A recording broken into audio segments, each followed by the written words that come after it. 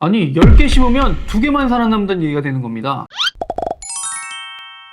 안녕하세요. 탈모 커버의 진심인 태원장입니다. 삭발 문신 또는 삭발 디자인은 완전 반짝반짝한 민머리가 아닌 머리숱은 많아 보이는데 시원하게 밀었네? 처럼 보일 수 있게 하는 시술입니다. 그런데 머리를 삭발한다고 하면 먼저 거부감부터 드는 게 일반적일 거예요. 아무리 잘생긴 사람도 머리 스타일 하나만으로 이미지가 반전될 수 있으니 신중하게 선택하는 건 당연합니다. 또 사회적인 위치나 보여지는 게 중요시되는 직업이라면 더더욱 결정하기 쉽지 않으실 거예요. 그럼 어떤 사람이 삭발 디자인 시술을 받아야 되는지 기준을 말씀드리겠습니다. 첫 번째, 민머리에 가까운 분들인데 이런 경우는 사실 가발 아니면 두피 문신밖에 선택지가 없습니다. 둘 중에 상황에 맞게 선택하시는 게 좋겠습니다. 두 번째, 탈모가 현재 진행 중이며 정수리에 남아있는 모발보다 두피가 더 훤히 비치는 분들입니다. 모발 이식을 고려해 볼 수 있겠지만 이미 넓어진 정수리에는 뒤에서 가져올 수 있는 모낭의 한계가 있기 때문에 결국 한정된 모낭을 넓은 면적에 나눠서 심어야 됩니다. 그렇게 되면 이식한 모발의 밀도가 100% 중에 50%도 나오지 않아서 만족도는 결국 현저하게 낮아지게 되는 겁니다. 더군다나 정수리의 경우는 평균적인 생착률이 20%밖에 나오지 않습니다. 아니 10개 심으면 2개만 살아남는다는 얘기가 되는 겁니다.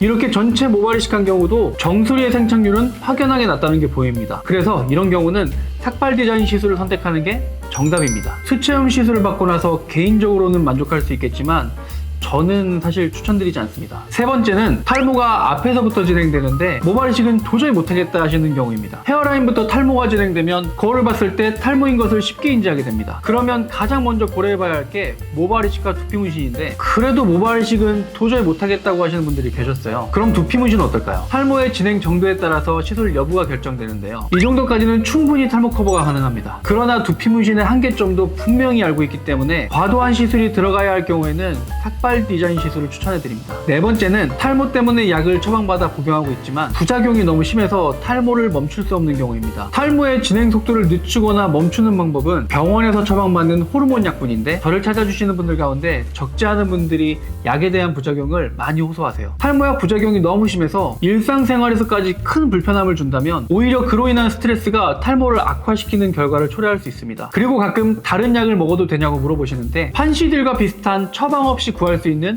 탈모 보조 치료제들은 탈모를 늦추기보다는 모발이 자라나는 데 필요한 영양소들을 채워주는 역할을 합니다. 탈모의 원인인 호르몬에 직접적인 영향을 주지 않아서 사실상 눈에 띄는 효과를 볼 수는 없지만 모발 건강을 유지하기 위함이라고 하면 안 먹는 것보단 낫겠네요. 다섯 번째는 탈모는 아닌데 모발의 밀도가 선천적으로 높지 않고 모발이 가는 분들이 계십니다. 이런 분들 중에 두상이 나쁘지 않게 생겼거나 머리를 가끔 짧게 밀고 다니시는 걸 좋아한다면 적극 추천드립니다. 반삭 스타일도 가능하고 머리를 길러도 이전보다 숱이 많아 보이기 때문에 만족도가 굉장히 좋은 케이스입니다. 이렇게 5가지의 경우가 아니라면 일반적인 숫보강 시술만으로도 충분히 커버가 가능하고 낮아진 자존감도 회복할 수 있습니다. 구독, 좋아요 눌러주시면 탈모를 커버할 수 있는 더 좋은 정보들로 돌아오겠습니다.